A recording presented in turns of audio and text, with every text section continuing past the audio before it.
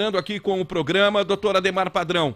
É claro que é uma discussão muito complexa para a gente chegar a algum entendimento sobre o que acontece no transporte público de Ribeirão Preto. O consórcio pró-urbano parece um saco sem fundo, recebeu 17 milhões no ano passado, prometendo equilíbrio das finanças e começa 2022 com mais uma paralisação, porque alega não ter dinheiro para pagar os motoristas.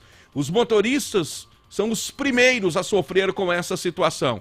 E óbvio, né, por consequência, os passageiros que estão gastando horrores aí para poderem chegar a seus compromissos, se conseguirem chegar.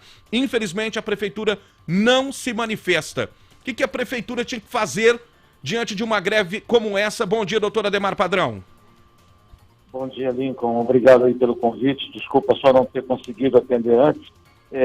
Você colocou bem a situação até agora, certo? Exatamente isso, né? O usuário, que é a parte mais fraca da relação, está tendo realmente, mais uma vez, essa dor de cabeça enorme e ainda, né, sujeito a pagar a conta integral, porque sabemos que a partir do dia 15 já foi determinado o aumento. Então a prefeitura, Lincoln, tem na mão um instrumento jurídico e tem um contrato. Agora, veja, através do Transep, que é a entidade municipal que deveria estar acompanhando todo esse sistema, que deveria evitar de chegar nesse momento que nós estamos falando, ela simplesmente também não se posiciona tecnicamente para que a prefeitura adote uma medida que está no contrato. Então, veja, se pensarmos aí numa extinção do contrato, uma rescisão, é algo muito traumático para a cidade de Ribeirão Preto. Agora, veja, o que está acontecendo hoje também é traumático. Por quê? Eu mesmo, agora bem cedo, passei próximo ao terminal Pasig, passei no centro da cidade, passei em locais, em avenidas que fazem a ligação das pessoas para o trabalho no centro, nos bairros, e realmente está tudo abandonado. Nesse sentido, já estamos no caos. Então, veja, a prefeitura é a responsável por tudo o que acontece com o cidadão, que é o usuário do sistema e está sendo prejudicado.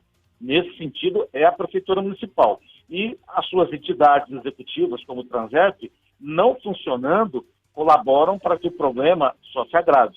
A prefeitura, ela deve sim agir no sentido jurídico, mas também no sentido administrativo, de conversar com o consórcio e fazer com que ele retome imediatamente essa atividade. Porque ainda que seja lícita a greve por parte dos motoristas, e foi anunciado praticamente na sexta-feira, portanto, dentro de um prazo legal que comunicaria essa medida que foi adotada pelo sindicato para os seus associados, os seus sindicalizados, mas, na verdade, pegou a população no final de semana. Né? Então, assim, o trânsito logo cedo já está um trânsito mais nervoso, está mais carregado, podemos ter mais acidentes de trânsito. Então, quer dizer, o reflexo não é só para o usuário, é o principal prejudicado do usuário. A prefeitura, se ela ficar mais de 3 dias omissa, ela não conseguir realmente uma saída para isso, Lincoln, eu até visualizo um problema administrativo com o gestor maior da cidade, que é o prefeito. Então, o que tem que acontecer é que seja resolvido a bem da população. Para a população, pouco importa o que vai ser feito, desde que algo seja feito. E aí, sim, administrativamente, a prefeitura tem os seus instrumentos, os seus mecanismos para poder tentar, dessa vez, pegar o que está acontecendo e direcionar para que não aconteça novamente na cidade. Mas tem que fazer. Em 3 dias eu digo porque é um prazo razoável, embora para o usuário vai ser uma eternidade, mas para a administração é um prazo razoável para poder falar para a população se ela consegue ou não consegue resolver o problema. Amigo. Olha, o que o doutor Ademar Padrão está dizendo, em outras palavras, é o seguinte: essa omissão do prefeito diante de um serviço, diante da falta de funcionamento de um serviço essencial, pode acarretar num ato de improbidade administrativa. E improbidade administrativa gera cassação. Ou eu estou errado, doutor Padrão? Sim, Lincoln, se nós pensarmos aí numa situação continuada dessa greve e do que o usuário vai sofrer, pode sim, porque veja, a intenção não é colocar em xeque o prefeito em si, mas já era sabido no final do ano passado que o consórcio manifestou publicamente que ele tem um déficit de quase 70 milhões no caixa, que ele teria problema de caixa até para pagar o final do ano do 13º. O consórcio, de alguma maneira, fez esse pagamento, pagou os seus funcionários, porém, veja, o problema foi só postergado. E isso debaixo da barba da Prefeitura Municipal de Ribeirão Preto. Então, veja, o que foi feito? Nada. Né? Todos saíram de férias, as suas justas férias, e agora no retorno, o que a população recebe? Isso. Então, estamos vendo sim uma questão administrativa, de fundo, que se continuar, pode caracterizar uma improbidade. Por quê? Porque a omissão é flagrante, ela é pública e ela é notória, não tem o que falar fora desse contexto. Isso resolve o problema do usuário? Talvez não, mas veja, ou a Prefeitura e o Prefeito Municipal assumem de frente, a linha de frente para poder resolver isso, ou realmente vai desdobrar para eles nessa responsabilidade, que é algo previsto em lei, não é da minha cabeça que está saindo, viu, Lincoln? Exatamente. Essa omissão do prefeito em resolver o problema, em prevenir essa questão. Gente, olha o transtorno. O que nós estamos recebendo de mensagens aqui, e é muito duro a gente ver as pessoas sofrerem como estão sofrendo. O povo não tem dinheiro para pagar R$40 para Uber. Não tem. Não tem. As viagens estão custando 30, 40, 25, R$63, a gente viu aqui, né? Porque aí o aplicativo, não é o motorista do aplicativo não, viu? Porque o Uber passa uma merreca pro motorista de aplicativo. O aplicativo tá rindo, né? De orelha a orelha. E o prefeito tá onde?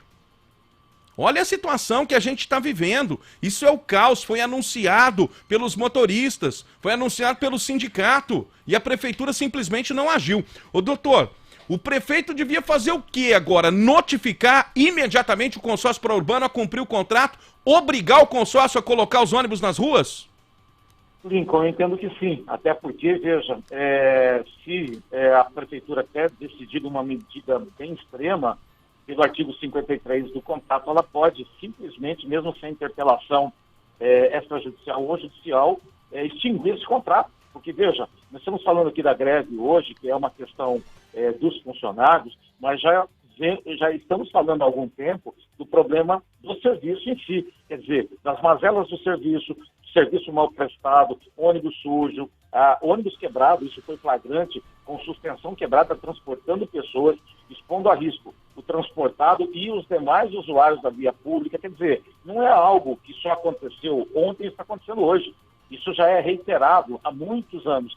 Tudo bem que não necessariamente começou na administração atual, mas veja, está continuando. E a administração atual, um dos pilares dela, e eu lembro quem está aí acompanhando, um dos pilares dela para poder assumir a cidade de Ribeirão Preto foi o quê? Justamente melhorar o sistema do transporte. É evidente que não existe um mundo perfeito e não vai acontecer também para nós. Agora, o que está acontecendo é uma piora, né, sensível, né? Anos agora, nos últimos 6 anos, a piora do transporte e esse mal-estar para o usuário é cada vez maior.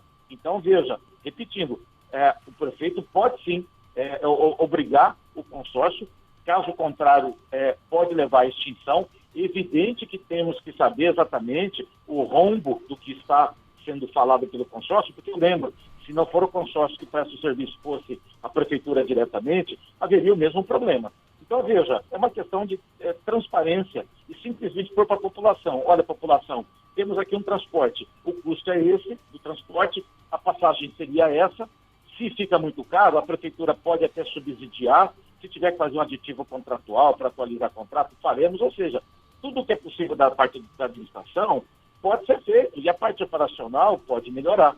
Então, nós precisamos aí de uma vontade política, que é do Executivo, porque eu lembro que a competência dessa questão de transporte e a parte mais operacional é da Prefeitura. Aos vereadores cabe a fiscalização do cumprimento do contrato, mas, de novo, a Prefeitura tem que tomar atitude. Agora, de uma maneira subsidiária. Se permanecer essa omissão, realmente, aí pode chegar numa situação grave para o prefeito, inclusive, e não é bom para ele, não é bom para a cidade. Mas também a cidade não está tendo nada de bom nesse momento com a greve.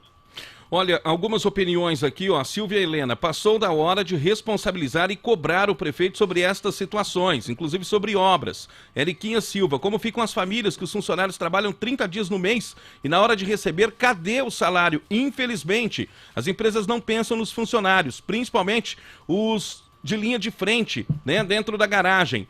O Alexander Ramos, necessitamos urgente de concorrência.